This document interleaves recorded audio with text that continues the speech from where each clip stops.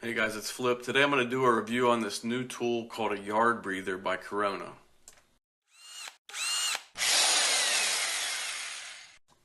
Alright, so this is a new tool that's being sold by most of the big box stores and Amazon, and I didn't see any reviews on it yet, so I figured I'd go ahead and make one.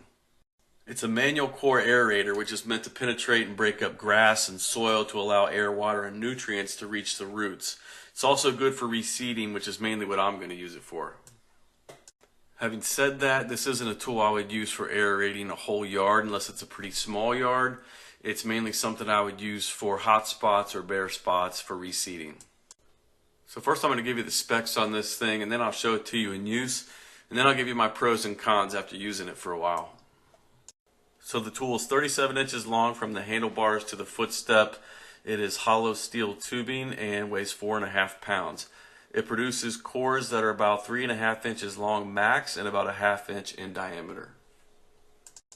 The footstep and the tines are sturdy. They're made of heat treated steel, and the tines are stepped. They're about 3/4 of an inch at the bottom and close to an inch at the top. This allows for easier ejection of the cores.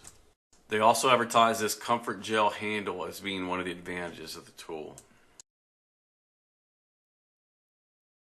Alright, so here's the tool in action. I was using it to aerate this bad spot in my yard so I could reseed it and put down some starter fertilizer. As you can see, it's pushing out some nice cores out the top of the tool, and this was about a day after a rain. We had a pretty good drought here towards the end of the summer, and we finally got a day of rain. Then I waited about a day, and I used the hose on this spot just a little bit, and then started going to work. So the tool worked really well for about 20 minutes or so. As you can see, I'm having no problems right here. But then as I got into a different part of my yard, you can see that the cores stopped coming out, especially on the one side. It was getting really plugged. So what I would have to do is stop like this and use a flathead screwdriver and poke out that jammed core. But I did figure out a better system of using this after a couple days of working with it in my yard. So at first what I was doing was I would use it and it would jam up, and then I would clean it out with a screwdriver and it wouldn't get everything out of there, and I would try to use it again and it would jam up again right away. But then I figured out if I would take a minute and clean it out 100%, it would work a lot better and it would work for a long time. So basically the trick is to have a bucket of water nearby. If it gets jammed, put it in the water right away and then clear it out with your screwdriver, and then use either a pipe brush or a toothbrush or piece of a rag and get it really clean before you continue on. Then it will last longer. But you are still going to have clogs from time to time. That's just kind of part of the deal with these manual core aerators.